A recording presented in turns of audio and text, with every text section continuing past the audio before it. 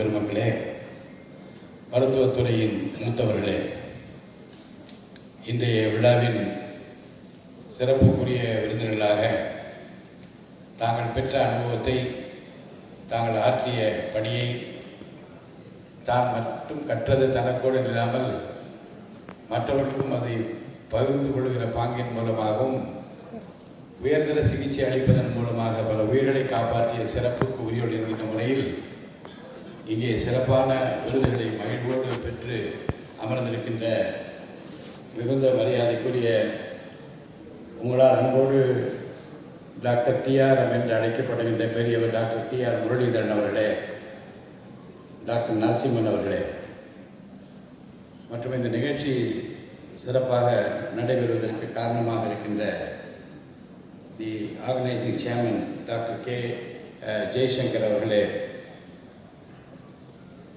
Doctor Ajay Naik அவர்களே, doctor Ullas விருது வழங்கி உரையாற்றி இருக்கின்ற டாக்டர் ஜாய் தாமஸ் அவர்களே, இந்த நிகழ்ச்சியில் இதயத்தை பற்றி நாம் பொதுவாக என்ன நினைப்போம்? ஹார்ட் பீட் சரியாக இருந்தால் போதும் என்று நினைப்போம். ஆனால் மருத்துவர்கள் சொல்லும்போது தான் புரிகிறது அந்த ஹார்ட் பீட்டுக்கு பின்னால் எவ்வளவு காம்ப்ளெக்ஸான ஒரு எலக்ட்ரிக்கல் சிஸ்டம் இருக்கிறது என்று நம்மாலே புரிந்து கொள்ள முடிகிறது. நம்முடைய இதயம் ஒரு பம்ப் மட்டுமல்ல, அது ஒரு ரிதமில் இயங்கும் அற்புதமான உயிரியல் அமைப்பு.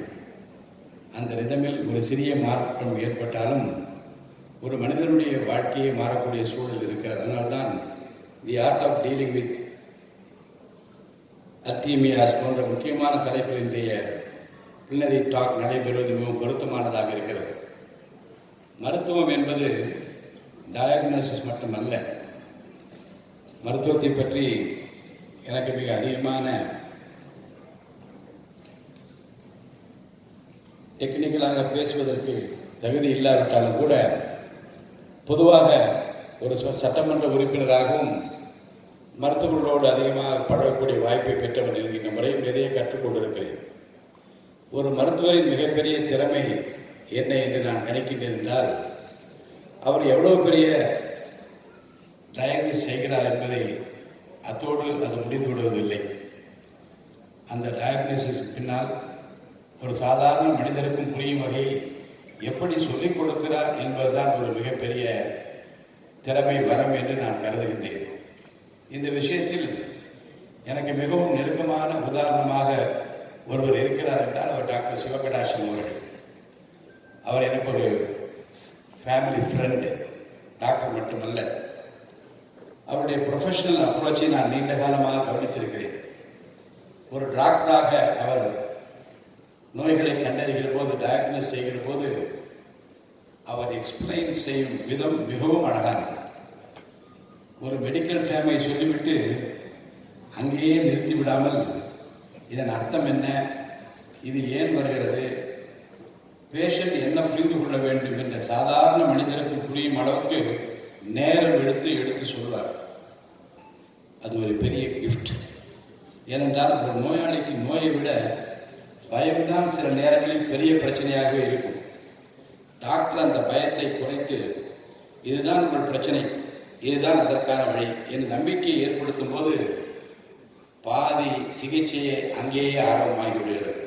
ஒரு நல்ல மருத்துவர் இன்னொரு அடையாளம், நான் சிவகடாட்சம் அவர்களை தனிப்பட்ட முறையில் மதிப்பதற்கு இன்னொரு முக்கியமான காரணம் இருக்கிறது.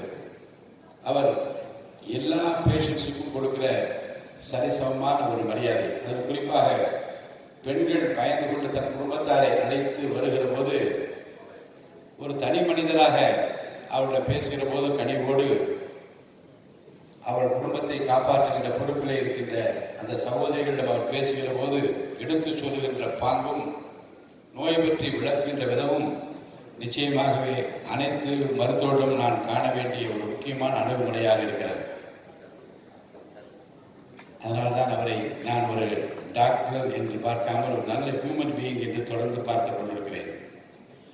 மருத்துவத்துறையில் நாலேஜ் மிகவும் முக்கியம், ஸ்கில் மிகவும் முக்கியம், டெக்னாலஜி மிகவும் முக்கியமான அனைத்து மேலாக ஹியூமனிட்டி இருக்க வேண்டும். ஒரு நோயாளி மருத்துவமனைக்கு வரும்போது அவர் ஒரு நல்ல கேஸ் அல்ல, அவர் குடும்பத்தின் அன்பான மனிதர். ஒரு தந்தையாக இருக்கலாம், தாயாக இருக்கலாம், கணவராக இருக்கலாம், மனைவியாக இருக்கலாம், ஒரு குழந்தையின் உலகமாக இருக்கலாம். அந்த மனிதரை காப்பாற்றுவதன் மூலம் ஒரு முழு குடும்பத்தையே காப்பாற்றுகின்றோம் என்ற உணர்வு மருத்துவரிடம் இருக்க வேண்டும். ஒரு பாசிட்டிவ் அவுட்லுக் இருக்க வேண்டும். ஒரு டாக்டர் ஒரு பேஷண்ட்டுக்கு ட்ரீட்மெண்ட் கொடுப்பதோடு மட்டும் இருக்கவில்லை, சில நேரங்கள் அந்த குடும்பத்திற்கு ஹோப் கொடுக்கிறார். அதனால தான் நான் எப்போதும் நினைப்பது, doctors don't just treat diseases, they restore hope என்று நான் நினைப்பது உண்டு. இதை விட அழகான மருத்துவ தொழிலை வர்ணிக்க முடியாது என்று நான் நினைக்கின்றேன். டெக்னாலஜி வளரட்டும், ஆனால் மனித நேயம் குறைந்துவிடக்கூடாது. இன்றைய மருத்துவ உலகம் டெக்னாலஜியில் மிக வேகமாக முன்னேறி கொண்டிருக்கிறது.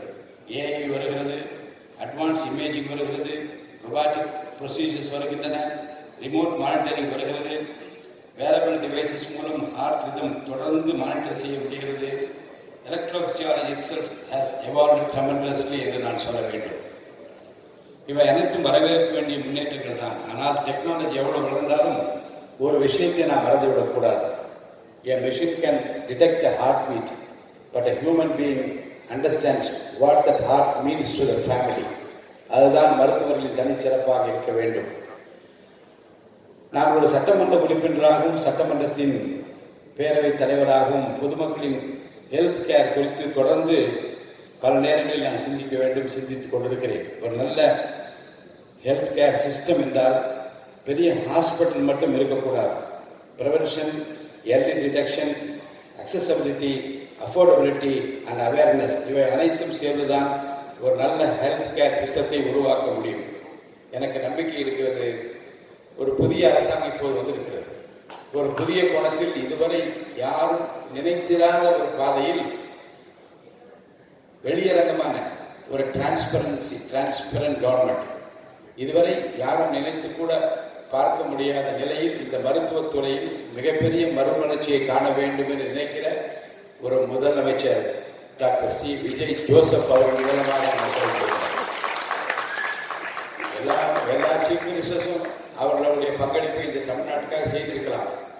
ஆனால் இவரை பொறுத்த வரைக்கும் ஏதாவது செய்ய வேண்டும், எல்லா துறைகளிலும் அதை செய்ய வேண்டும், எல்லா மக்களுக்கும் அது சென்று போய் சேர வேண்டும் என்பதில் எவ்வளவு அக்கறையாக இருக்கிறார் என்பதை அவரோடு நான் பேசிக் கொண்டிருக்கிற போதும், அவர் திட்டங்களை தீட்ட முனைகிற போது, குறிப்பாக தேர்தல் அறிக்கையை தயாரிக்கின்ற அந்த குழுவில் நான் இருந்தேன்.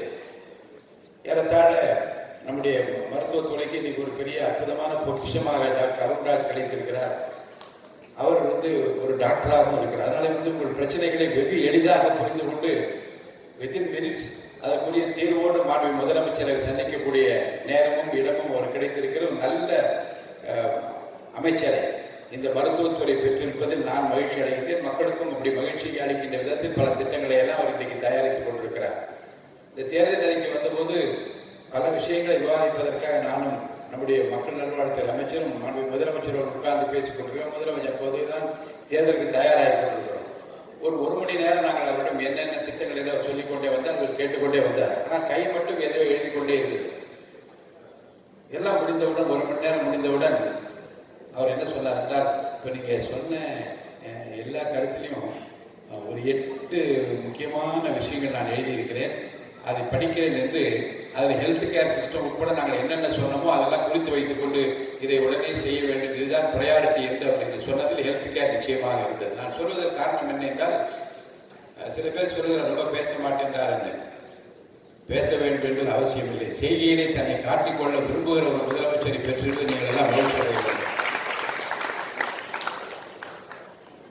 குறிப்பாக ஹார்ட் டிசீஸ் மற்றும் இது போன்ற விஷயங்களில் அவேர்னஸ் மிகவும் முக்கியம். பல சிம்டம்ஸை இக்னோர் செய்கிறார்கள்.